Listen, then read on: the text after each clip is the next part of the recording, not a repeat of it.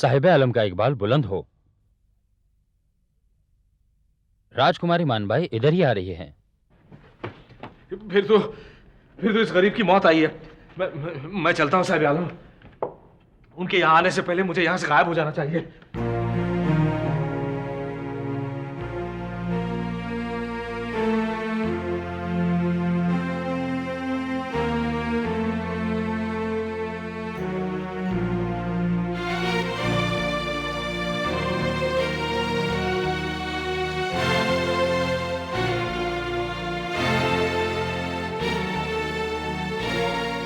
इसे छिपाने की क्या जरूरत है इस देश के होने वाले सम्राट?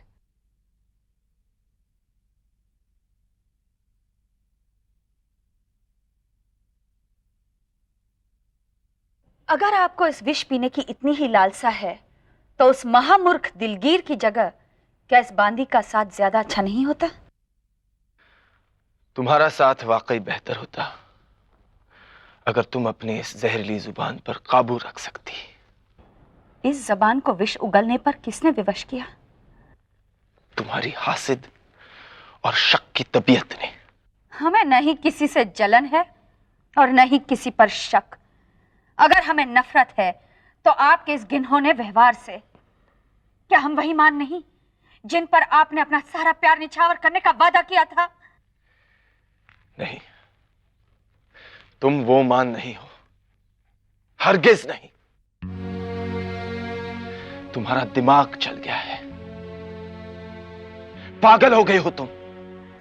हम आपसे सिर्फ इतना कहना चाहते हैं कि अगर आपका रवैया ऐसा ही रहा तो इस सब का अंजाम बुरा होगा, बहुत बुरा। अल्लाह का वास्ता मान, हम ये आखिरी जाम पीकर आप ही के पास आ रहे थे। एक ही जाम क्यों, पूरी सुराही पी डालिए और फिर बेहोश होकर यहीं पड़े रहिए।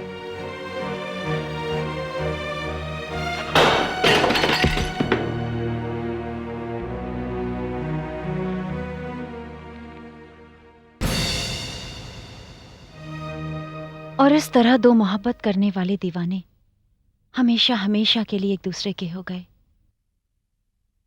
बास बहादुर के गीतों के जरिए रूपमती की खूबसूरती की शोहरत मुल्क के कोने कोने तक पहुंची, यहां तक कि यहां के शाही महल में भी रूप के चर्चे होने लगे। इसका सबसे ज्यादा असर अधम खान पर पड़ा, जो शहंशाह अकबर की दाई मां महम अनागा का बेटा था। शहंशाह की इस दाई मां का जिक्र अबुल फजल साहब की किताब में हमने भी पढ़ा है। उन्होंने लिखा है वो एक बहुत ही अक्लमंद और बाअसर औरत थी। शहंशाह उसकी कोई भी बात नहीं टालते थे। एक वजीर से बढ़कर हैसियत थी उनकी। तुमने सही पढ़ा है। उसकी सबसे बड़ी कमजोरी थी उसका बेटा अदम खान, पहले दर्जे का अय्याश और जालिम शख्स, जिसे उसकी मां किसी न किसी तरह ऊंचाई तक पहुंचाना चाहती थी। अजी आप कहते हैं रूपमती बहुत खूबसूरत है। अजी हजूर अगर उसकी परछाई मुर्दों पे भी पड़ जाए ना तो वो भी तड़प उठे।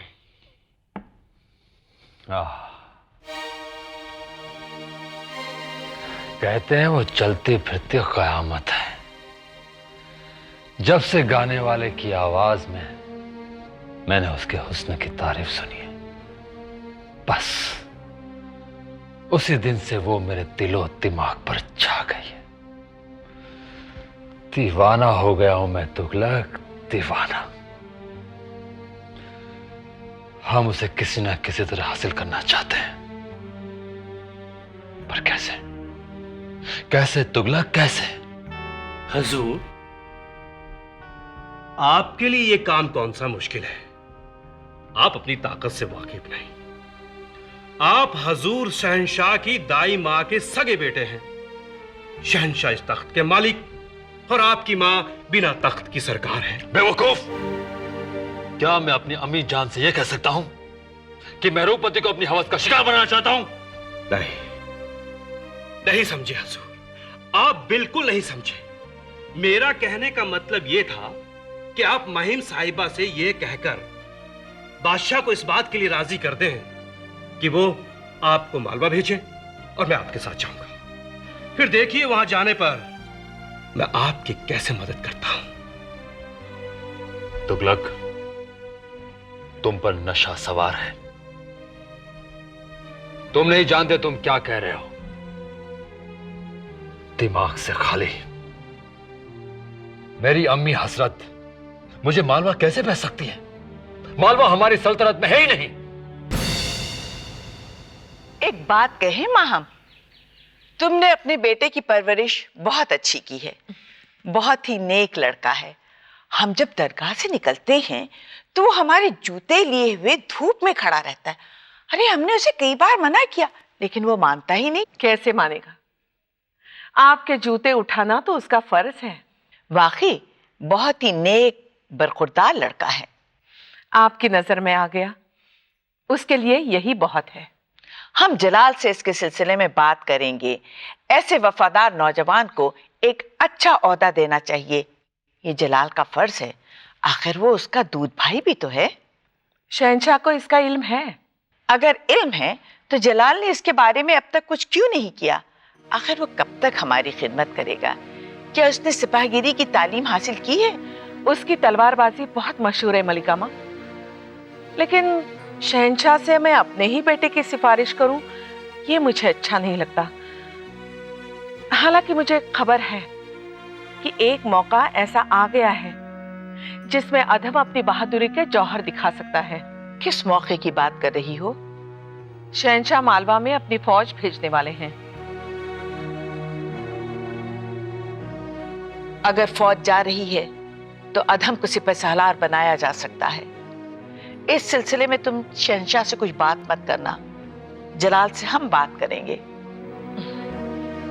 आप जो करेंगी अधम के भले के लिए ही करेंगी। सवाल ये नहीं है कि कौन सिपहसालार बनाया जाए, जरूरी ये है कि मालवा के सुल्तान का सर हमारे शहंशाह के सामने झुकाया जाए। हमें हैरत है कि हमारे सफीर भी मालवा के सुल्तान को हमारी शहंशाहियत मानने के लिए राजी नहीं कर सके। शायद उन्हें अच्छी तरह से समझाया नहीं गया कि उनकी नाफरमानी उनकी तबाही की वजह बन सकती है। वो शायद अपने सोचने की ताकत शराब के खुमार में खो बैठा है जहां पना। अगर ऐसा होता तो फिर वो खूबसूरत गीत कौन लिखता है? हमारा ख्याल है कि उन्हें गलत मशवरा दिया जा रहा है।